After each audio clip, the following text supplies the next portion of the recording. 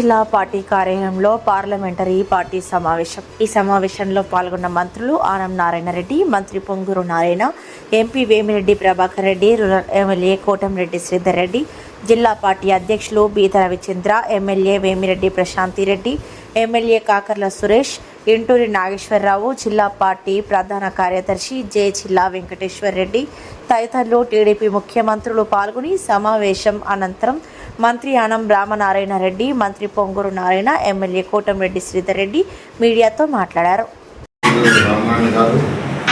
Party president, secretary, ఎమ్మెల్యేలు మరియు parliament party సభ్యులు ఎవరైతే ఉన్నారో వాళ్ళందరూ కూడా అనేక విషయాలు చర్చించారు.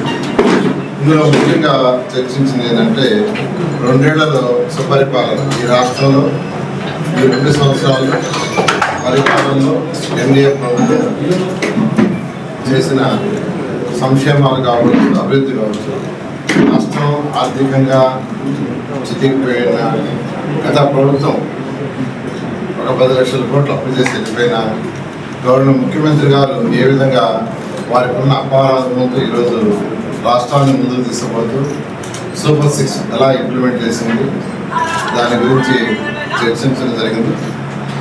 ఆ యొక్క సంక్షేమ పథకాలు నెల్లూరు పార్లమెంట్ కాన్స్టిట్యున్సీలో ఏ కాన్స్టిట్యున్సీలో ఎలా జరిగినాయి, ఏ విధంగా జరిగినాయి, ప్రజలు ఏమనుకుంటున్నారు, ప్రజాభిప్రాయం ఎలా ఉంది, దీని మీద డిస్కస్ చేయడం జరిగింది. ఇంకా ఫర్దర్గా వాళ్ళు ఏం కోరుకుంటున్నారు, ప్రజల యొక్క రిక్వైర్మెంట్ ఏంది, మనం ఏం చేయాలా, ఏం చేస్తే ప్రజలు ఇంకా అటు సంక్షేమం కావచ్చు, అభివృద్ధి కావచ్చు 2 ఉంటాయనేది ఈ యొక్క సమావేశంలో డిస్కస్ చేయడం జరిగింది. అదేవిధంగా 2వది సర్ కార్యక్రమాలు ఎలా జరుగుతున్నాయి, ఎలా చేస్తున్నారు, ఎందుకంటే అటు బిఎల్ఓలు బిఎల్ఏలు ఇద్దరే కలిసి ఈ యొక్క జూన్ 15వ తేదీ నుంచి జూలై 14వ తేదీ దాకా చేయాల్సిన కార్యక్రమం ఇంకొక 13 రోజులు మాత్రమే ఉంది. ఈ 13 రోజుల్లో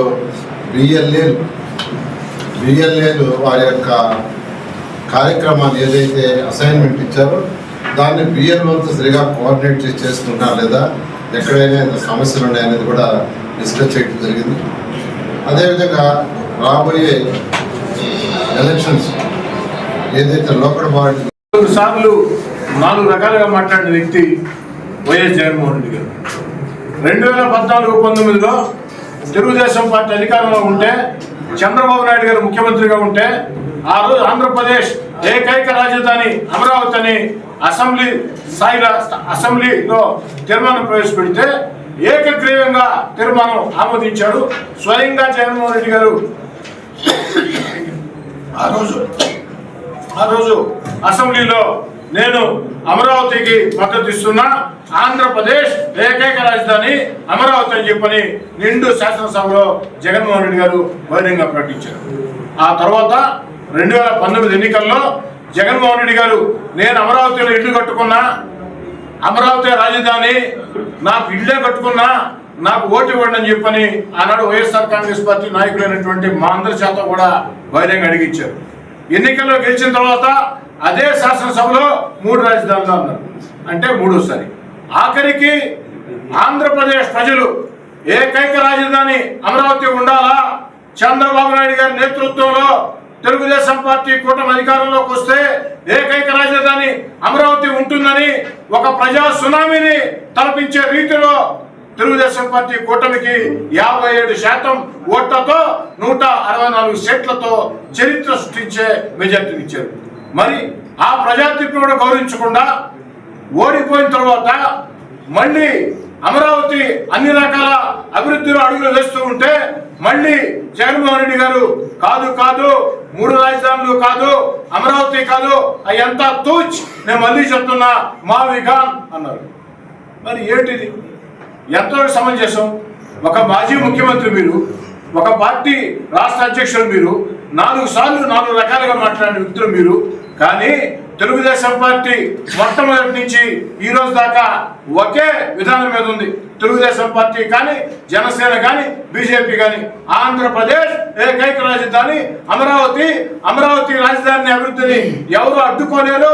పార్లమెంటు సాక్షిగా అమరావతి రాజధాని నిర్ధారణ అయింది.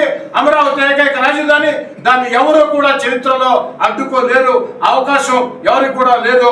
ప్రజలందరూ కూడా ఆంధ్రప్రదేశ్ ఏకైక రాజధాని అమరావతి అన్న నినాదంతో ముందుకు సాగుతున్నారు.